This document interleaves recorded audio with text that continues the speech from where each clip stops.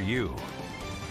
Now at 6, picking up the pieces. Recovery efforts continue tonight after tornadoes ripped through Southside, Central, and Southwest Virginia. Trees are going down, Dad. What do you think we should do?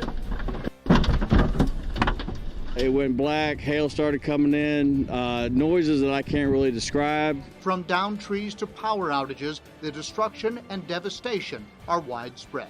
My cell telephone went off and with a message on there, take cover immediately. There is a tornado on the ground in your area. The severe storm system damaged hundreds of homes, causing millions of dollars in damage. 10 News is bringing you all the angles from across the region as the rebuilding and recovery process continues. Our live team coverage starts right now.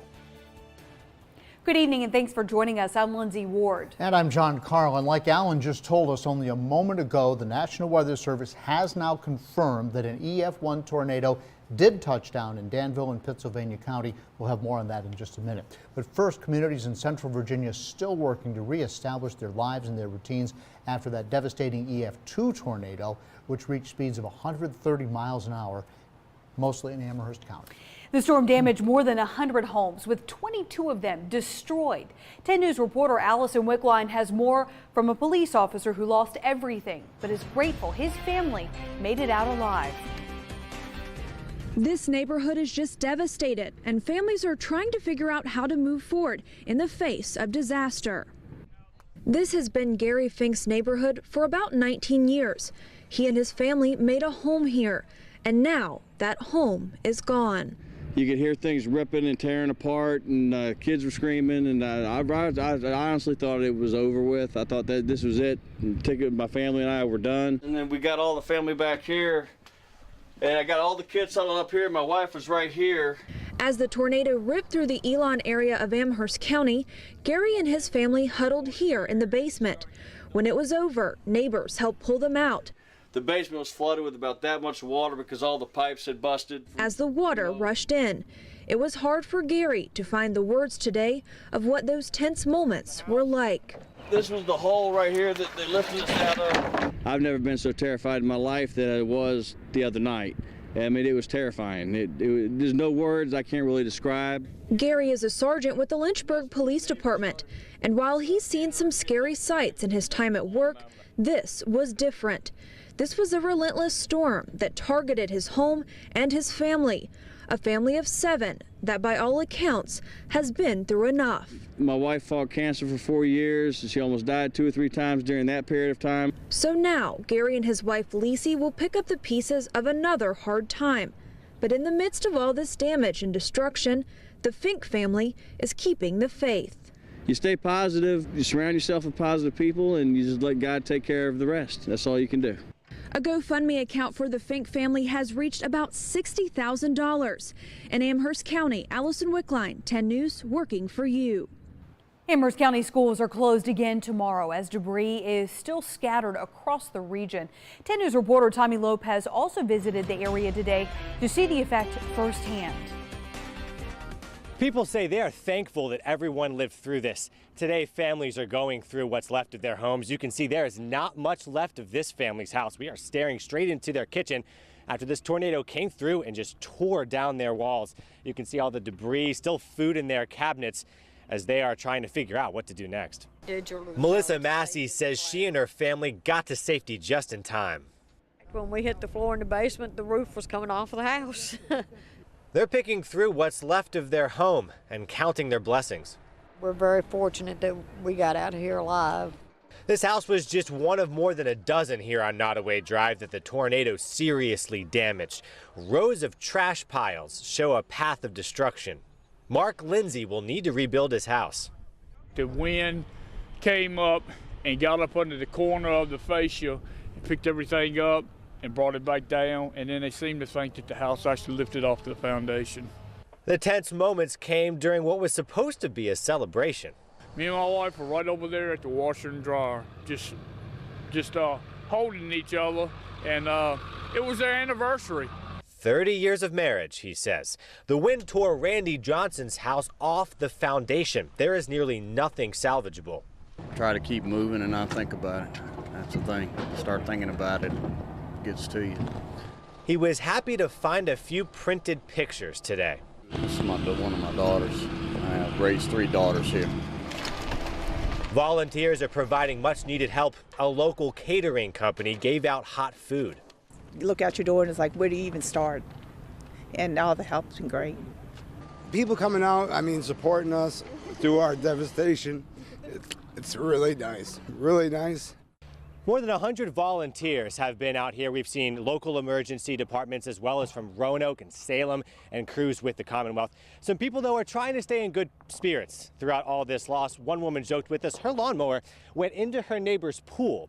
She said, if we can't all joke about that, it's just going to make everything worse. In Amherst County, Tommy Lopez, 10 News, working for you.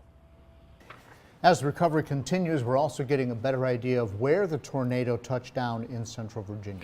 According to the National Weather Service, it started in Campbell County, moving into Lynchburg, then Amherst County. It reached its highest intensity, causing the most damage in the Elon area. Storm Team 10 Chief Meteorologist Jeff Hanowich has a closer look at the storm's track. Guys, this is just a heartbreaking scene here in Elon and Amherst County. Where we are here in Elon, the storm came right over that hill right here, came through this very field that we're standing on, and then headed farther to the north near Nelson County. Now, sent to us yesterday was drone video of this very tornado. It started in Forest near Timberlake Road, went then through western parts of the city of Lynchburg, then into Amherst County. With this tornado, an EF2, a strong EF2 with winds of 130 miles per hour, 12 are injured. Thank goodness there were no fatalities. The path was over 20 miles long and the width was 600 yards. Homes in Elon are heavily damaged and or destroyed, and this tornado, guys, was on the ground for 25 minutes. This was a tornado that was on the ground for a very, very long period of time. And again, when you're here, it's just gut-wrenching to see what we're seeing here. Pictures just do not do it justice. Reporting here in Amherst County, I'm Storm Team 10 Chief Meteorologist Jeff Hanowich. Back to you. Crews are doing obviously everything they can to help those in the community now get out of the dark. Right now, about 2,000 people are without electricity in Lynchburg. Several roads are closed as the power companies work to put up new power poles.